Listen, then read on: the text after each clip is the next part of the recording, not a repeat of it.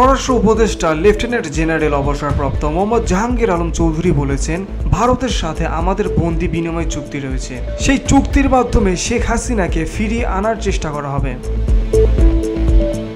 আজ 10 এপ্রিল বৃহস্পতিবার দুপুরে সুনামগঞ্জের শান্তিগঞ্জ থানা পরিদর্শন শেষে সাংবাদিকদের প্রশ্নের জবাবে এ কথা বলেন তিনি।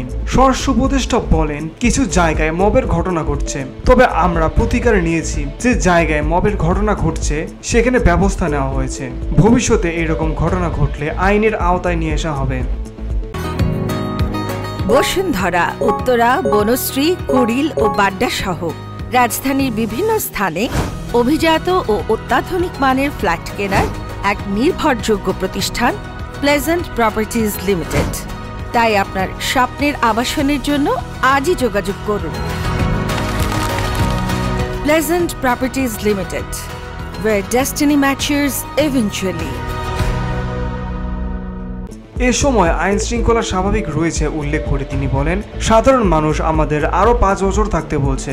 এদিকে বৃহস্পতিবার সকালে সিলেট বিমানবন্দর থানা পরিদর্শনে যান স্বরাষ্ট্র উপদেষ্টা লেফটেন্যান্ট জেনারেল অব জাহাঙ্গীর আলম চৌধুরী।